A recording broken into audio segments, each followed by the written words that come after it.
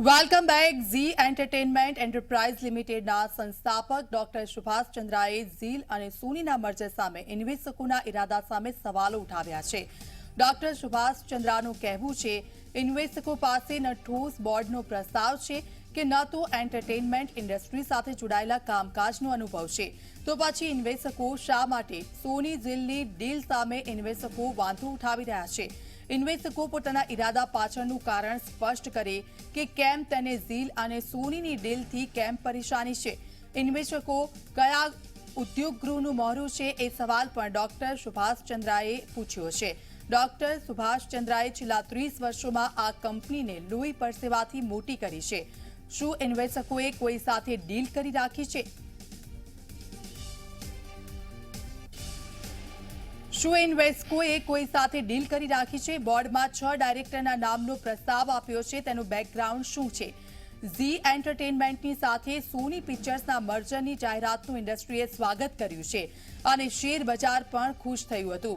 Share હોલ્ડર્સને પણ વિશ્વાસ છે, પરંતુ ઇન્વેસ્ટકો હજી પણ ઝી એન્ટરટેનમેન્ટના બોર્ડને બદલવાની માંગ કરી રહ્યું છે।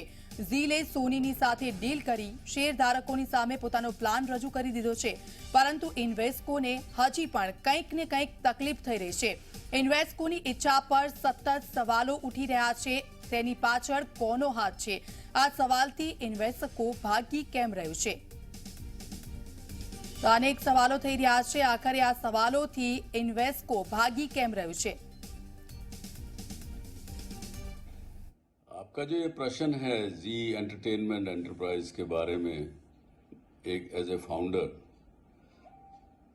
मैं तो आपको इतना ही कहूँगा, चाहे इस कंपनी को पुनीत गोयनका चलाए, चाहे कोई और चलाए, कोई ऐसा व्यक्ति होना चाहिए जिसके हाथों में ये कंपनी, जिसको मैंने अपने और मेरे बहुत से साथियों ने ब्लड और स्वेट से सींचा है पिछले लगभग 30 सालों में, वो आगे बढ़े, प्रॉस्पर करे, इसके शेयर होल्डर्स भी उसका बेनिफिट मिले। क्योंकि आज मुझे तो इससे लाभ हानि से कुछ भी, उससे ना मुझे लाभ होगा ना हानि होगी। और ये इंटरव्यू में अवश्य सीएनबीसी के अपने साथियों को, मनी कंट्रोल के साथियों को भी देना चाहता था, लेकिन वो तो लेंगे नहीं, वो चलाएंगे भी नहीं, क्योंकि लगता है उनका कुछ, वो दोस्त है मेरे, पर उनका शायद कुछ वेस्टेड इंटरेस्ट है शायद इसमें, मैं नहीं जानता। तो जो भी हो, भगवान उनको भी सुबुद्धि दे। इन्वेस्टको बड़े अच्छे इन्वेस्टर हैं, लेकिन इस जी के केस में वो ट्रांसपेरेंटली ये नहीं बता रहे हैं कि वो इसको लेके करेंगे क्या, किसको मैनेजमेंट देंगे। पुनीत गोयनका को हटा देंगे, चलो हटा दो, फिर किसको दोगे? क्या आपने कोई डील किसी के साथ कर रखी है? ये जो 6 डायरेक्टर उन्होंने बताए हैं, उनका बैकग्राउंड क्या है? कहीं उनका किसी एक से कंपनी के साथ संबंध है क्या? वो कहीं लेना चाहते हैं क्या? तो Invesco should come out transparently and openly, then let the shareholders decide that whether they want to take deal of Invesco or they want to go with Sony's deal. On your question on regulators, I would say the regulators' first and prime responsibility is to protect the interests of minority shareholders. So they also have to ask Invesco what is there. Invesco should come out transparently.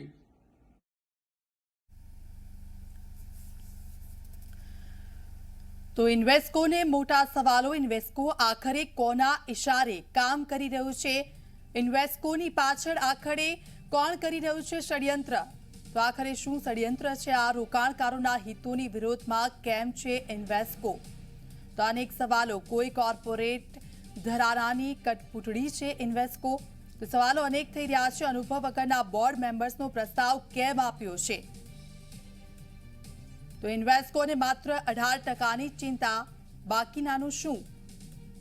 તો મર્જરથી share હોલ્ડર્સનો ભરોસો વધ્યો છે, જ્યારે પોતાનો કોઈ plan નહીં, તો આ ડીંગો કેમ છે? તો અનેક સવાલો થઈ રહ્યા છે. ઇન્વેસ્કો ફાઇનાન્શિયલ ઇન્વેસ્ટર છે કે સ્ટ્રેટેજિક? કોઈ કોર્પોરેટર ઘરાનાની કઠપૂતળી છે ઇન્વેસ્કો? અનેક સવાલો. આ સવાલોથી ઇન્વેસ્કો આખરે ભાગી કેમ રહ્યું છે? અનુભવ વગરના બોર્ડ મેમ્બર્સનો પ્રસ્તાવ કઈ રીતે થઈ શકે? ઇન્વેસ્કોને માત્ર 18%ની જ ચિંતા, બાકીનાનું શું થશે? તો વધુ વિગતે વાત કરવા માટે બ્રિजेश कुमार हमारे साथ फोन लाइन पर जुड़ाई गया है, लाइव जुड़ाई गया है हमारे साथ। ब्रिजेश, जब अच्छी तरह से डील हो गई है, सब कोई खुश है, तो फिर इन्वेस्को को क्या दिक्कत आ रही है इस बीच में?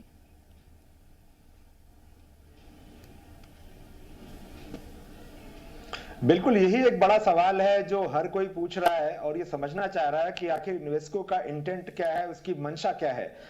जब सोनी पिक्चर्स जैसा बड़ा एक नाम जी एंटरटेनमेंट के साथ जुड़ना चाहता है, बातचीत चल रही है, एक बहुत बेहतर डील बाजार को भी लग रही है और बाजार ने इसको लेकर के अपना संकेत भी दिया था, शेयर भी अच्छा उछला था जी एंटरटेनमेंट का इस खबर के आने के बाद।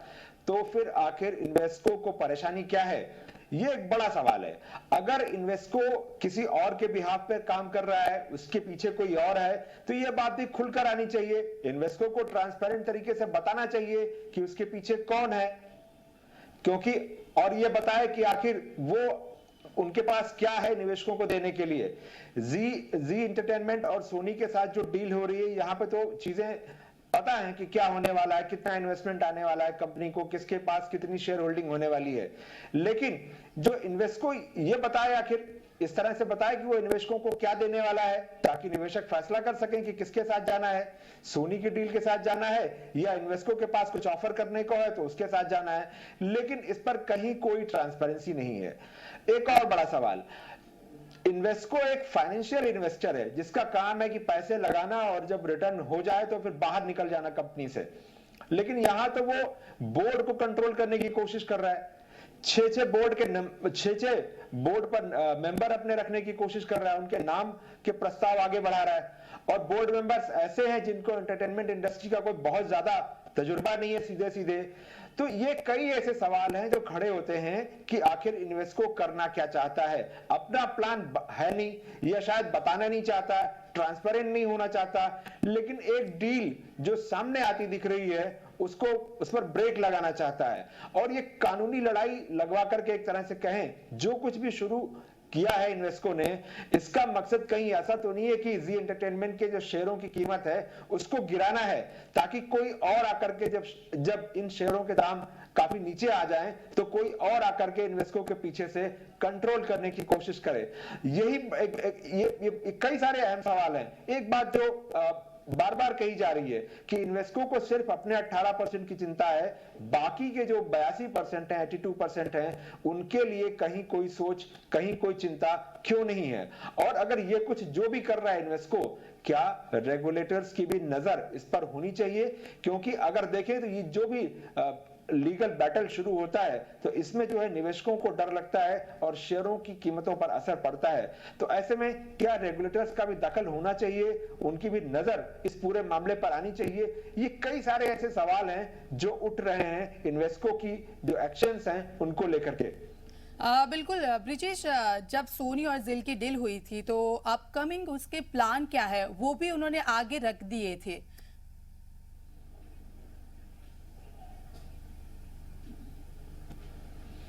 बिल्कुल, सोनी का जो ऑफर था उसके हिसाब से कंपनी में करीब 11,000 करोड़ रुपए का मतलब कंपनी के अंदर करीब 11,000 करोड़ रुपए का निवेश आता।